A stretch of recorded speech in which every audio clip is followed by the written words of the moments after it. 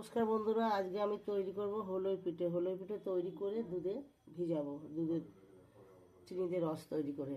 তাহলে এখানে আমি 450 চালের গুঁড়ো নিয়েছি, আর 100 মতন, এখানে 200 সুজি আছে, 100 মতন সুজি দেবো, মতন নুন দেবো। এবার এটা মিশিয়ে নেব, নিয়ে জল দিয়ে ভালো করে মাখিয়ে নেব। ভালো করে মাখিয়ে নিয়েছি, আর একটু জল দেবো।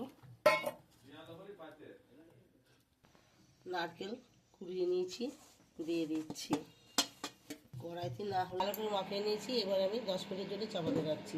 আর এই দুধ বসিয়েছি, এই দুধে আমি ওইগুলোই ভিজাবো। তার জন্য আমি একটু চিনি দিয়ে দিচ্ছি,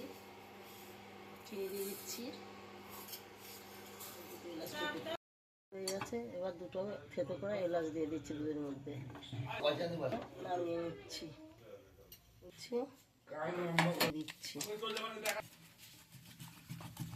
ভালো করে ওটা দিয়ে নেড়েচে ভালো করে একটু মিক্সড করে নেবো।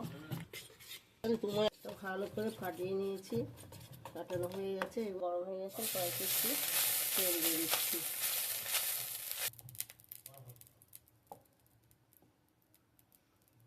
একটা আমি কড়াইতে দিয়ে দিচ্ছি, 2 মিনিট 3 মিনিটের জন্য চাপা দিয়ে দিচ্ছি। খুলছি,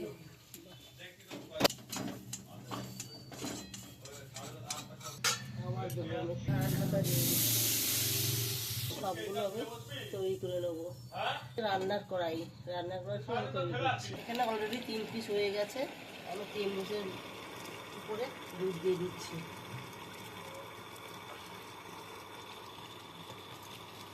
আবার 3 পিস তৈরি করব, আবার দুধের মধ্যে দিয়ে দেবো।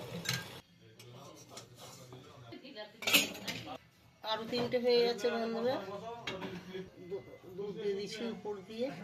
এবার আমার বৌমা এসছে পাশের বাড়ির, আমারই ভাইপো বৌমা আর কি। হ্যাঁ, খেতে দিচ্ছি। ঠিকই তো, ভাই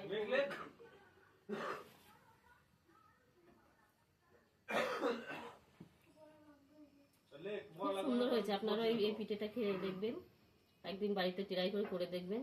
খুব সুন্দর হয়েছে পিঠেটা খেতে।